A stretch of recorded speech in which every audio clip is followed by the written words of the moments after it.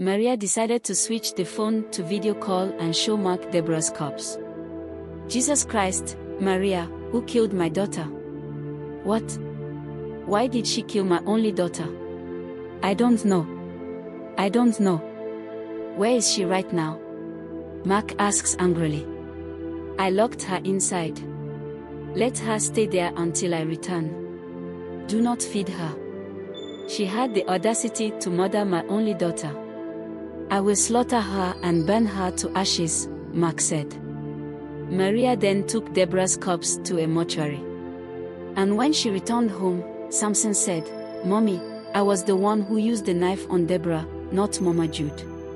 She was not even present when Deborah and I were playing in the kitchen. Please, Mommy, watch the video of what happened in the kitchen. Samson took out the phone he used to record themselves while they were playing in the kitchen. And after Maria finished watching the video, she angrily beat Samson mercilessly until the boy nearly died. Thereafter, she began thinking and planning what she would tell people about the late Deborah. I will never tell anyone that my son killed Deborah, because if I do, they will definitely execute Samson for killing the royal blood. And Mama Jude will say, I warned her not to let those children watch that movie that night. And if my husband hears that, he will kill me right away. I will falsely accuse Mama Jude badly of killing Deborah so that she will be put to death instead of my son. What kind of problem have I caused for myself? I wish I had known a day like this would come. I could have listened to that woman last night. See what pride and negligence has landed me today. I just lost my grown-up daughter because of my carelessness. How am I going to survive without Deborah? Maria lamented, and when she finished lamenting, she deleted the video so that her husband will not see it.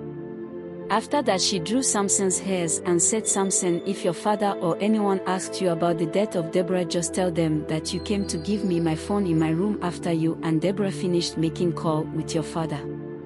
And while you were in my room, you heard Deborah screaming. And when you and I went downstairs to find out what happened to Deborah, we saw Mama Judith trying to open the door to run away with her belongings. And when we got to the kitchen, we found Deborah dead on the ground, Maria instructed. Mommy, I do not want to lie to Daddy. But you see, the uncle who died in that movie will wake up after the fight. Why did Deborah not wake up? Samson asked innocently with teary eyes, and Maria began beating him again. Samson, listen to me. If you tell anyone what you did to your sister, I will kill you just as you killed Deborah. Get out of my presence, stupid boy. The next day, Max and Maria's family arrived to find out why Mama Jude killed Deborah. When they arrived, they brought Mama Jude out of the room and Maria began explaining everything that happened. I was in my room getting ready to carry Samson and Deborah to school when my husband called and told me to give the phone to Deborah and Samson. So I dashed downstairs to give them the phone and then returned to my room to finish getting ready. 5 minutes later, Samson brought me the phone, and as he was about to return to the dining to continue his breakfast, I heard Deborah screaming heavily from downstairs. And when we rushed downstairs, I caught Mama Jude trying to open the door to run away, and I saw blood stain in her hands and clothes. So I decided to stop her and ask her why Deborah was screaming and where she was running to with her belongings. She began stammering. And when I got to the kitchen, I saw Deborah lying dead on the ground, Maria explained. Mama Jude could not say anything. She was crying uncontrollably.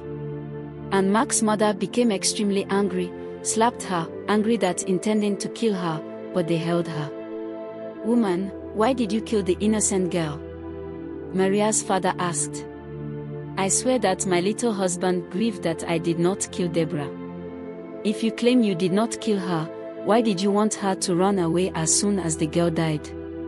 Mark's father asked. And Mama Jude could not defend herself. She was crying and stammering. You are an evil woman.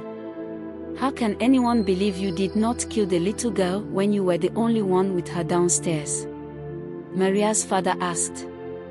This woman is a witch. She most likely tried to kill the little girl spiritually, but failed. So, she decided to kill her physically and wanted to run, but God exposed her. She must be stoned or burned alive because she deserves to die painfully.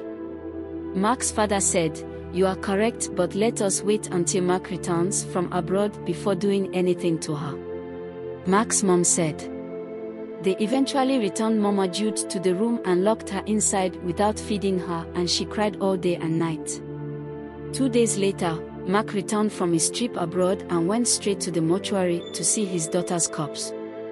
When he arrived at his compound, he rushed to his room, carried a gun and dashed to where Mama Jude was locked up, forcing the door open and entering to kill the poor, innocent woman.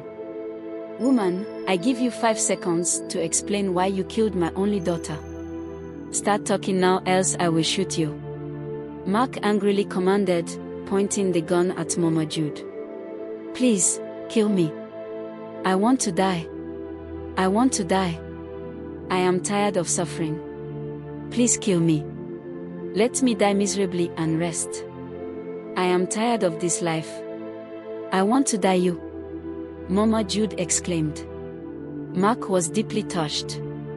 He looked at her with hairy eyes, left the room and went to his room. "Maria, can you tell me what happened to my daughter that I left with you? Because I do not think that poor woman could kill Deborah. Do not mind her innocent face, because she's a devil in human form. She can kill while pretending to be innocent," Maria responded. "Woman, you have not answered my question. What happened to my daughter whom I left with you to travel abroad?" Mark asked angrily. "I was in my room getting ready to take Samson and Deborah to school when you called and told me to rush to the dining table downstairs to give them the phone. And then I returned to my room to finish getting ready. 5 minutes later, Samson brought me the phone, and as he was about to return to the dining table to finish his breakfast, I heard Deborah screaming heavily from downstairs, and when we rushed downstairs, I caught Mama Jude trying to open the door to run away, and I saw clothes stain in her hands and clothes.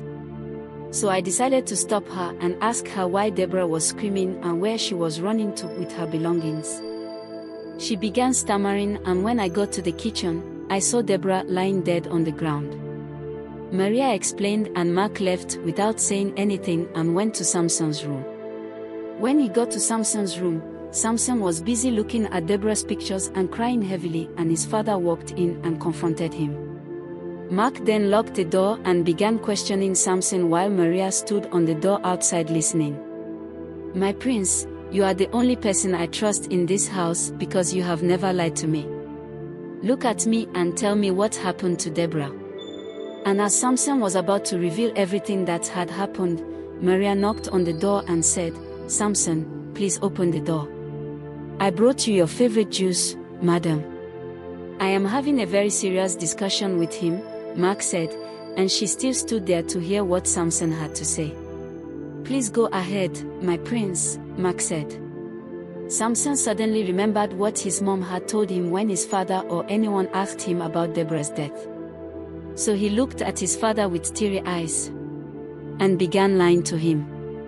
"Daddy, after Deborah and I finished talking with you, I went to Mommy's room to give her phone.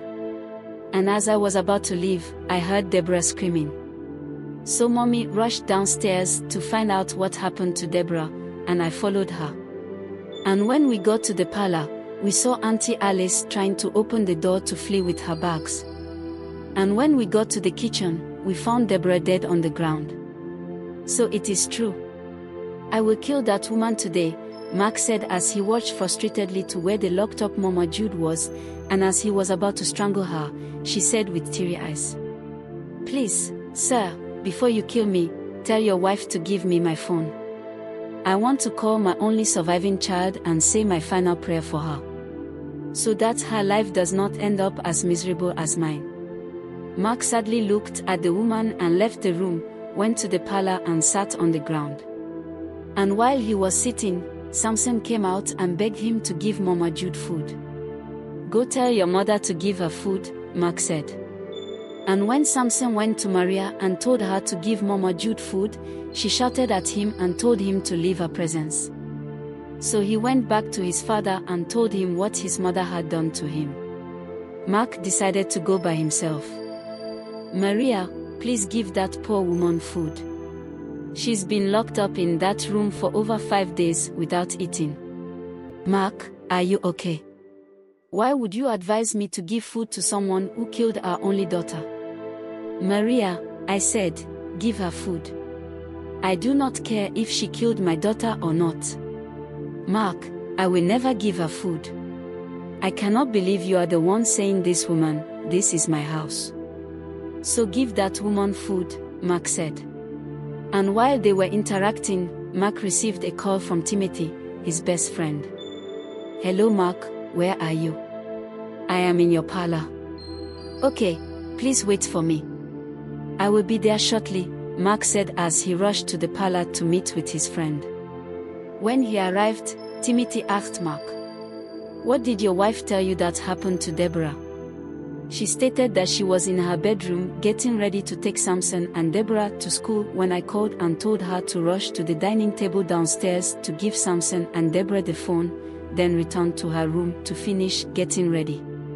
5 minutes later, Samson brought her the phone, and as Samson was about to return to the dining table to finish his breakfast, they heard Deborah screaming heavily from downstairs, and when they rushed downstairs, they caught Mama Jude trying to open the door to run away, and she saw blood stain in her hands and clothes. So she decided to stop her and ask her why Deborah was screaming and where she was running to with her belongings. And the woman began stammering, and when she got to the kitchen, she saw Deborah lying dead on the ground. Mark, this is quite unbelievable. Here is the woman who killed your daughter. Mark then took Timothy to where Mama Jude was in prison, and when he saw her face was swollen because of too much crying. So after they left the room, Timothy said, "Mark, I still find it difficult to believe that the poor woman killed Deborah because she does not appear to be capable of harming flies, let alone humans. Do not judge her based on her appearance. Her face may appear innocent, but she may have a devilish heart. Remember, the world is full of wicked people," Mark responded. "I agree. But what do you intend to do with her?" "I don't know.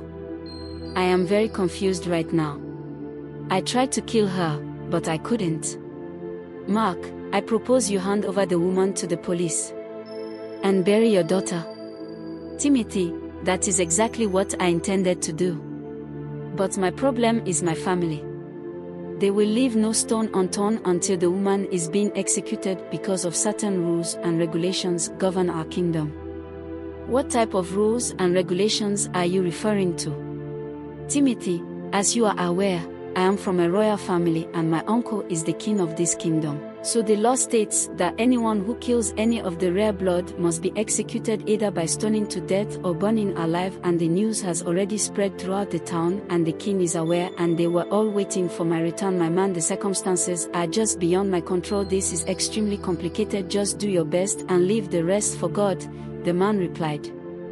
The following day, Mark, Maria and their families went to the palace, and Maria began explaining to the king and his cabinet everything that had happened the day Deborah died. "I was in my room getting ready to carry Samson and Deborah to school, when my husband called and told me to give the phone to Deborah and Samson, so I dashed downstairs to give them the phone and then returned to my room to finish getting ready. 5 minutes later, Samson brought me the phone, and as he was about to return to the dining table to finish his breakfast, I heard Deborah screaming heavily from downstairs, and when we rushed downstairs, I caught Mama Jude trying to open the door to run away, and I saw blood stain in her hands and clothes. So I decided to stop her and ask her why Deborah was screaming and where she was running to with her belongings. She began stammering, and when I got to the kitchen, I saw Deborah lying dead on the ground. The king then sent for Mama Jude, who was brought to the palace a few minutes later and sat on the ground. "Can you tell us why you killed the little girl whose parents hired you to care for?" the king asked. "Your Majesty, I did not kill her. I was cleaning up their room that morning when I heard Deborah screaming, so I rushed to find out what happened. And when I go to the dining table that she was sitting with her brother, but I could not find any of them.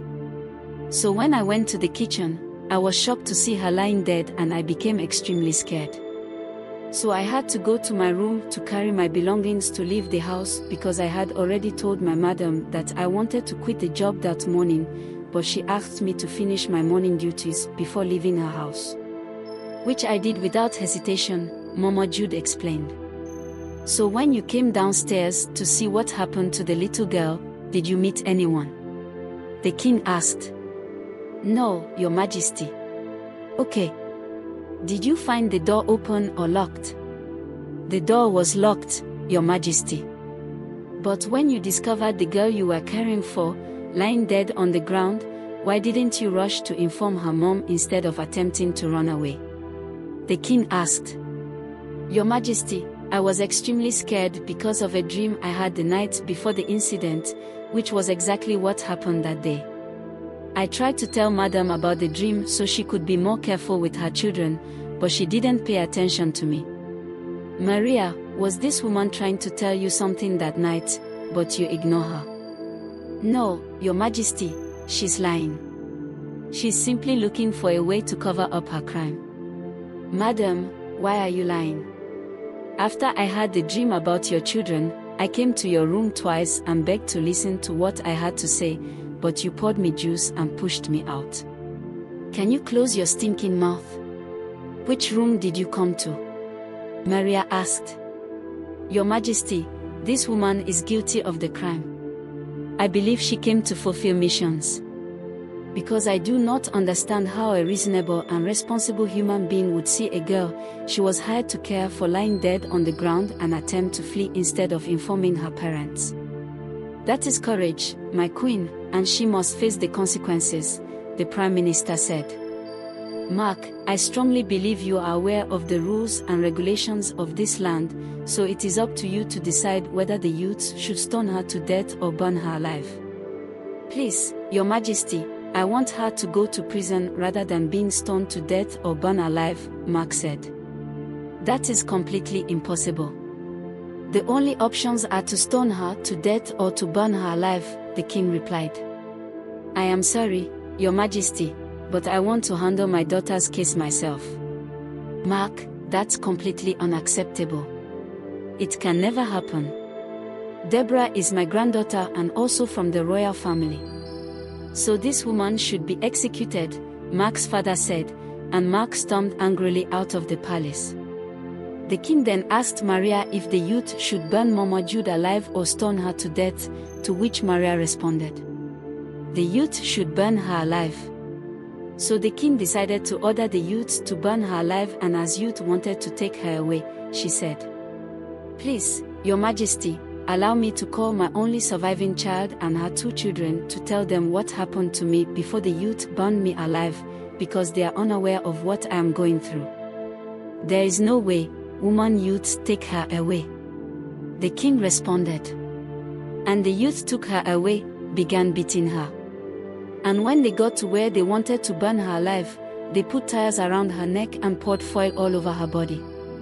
And as they were about to burn Mama Jude alive, everybody was shocked by what happened. What do you think will happen? Thanks for watching. Do not forget to subscribe to our channel and turn on the notification bell to be notified whenever we post the next episode. See you in the next episode.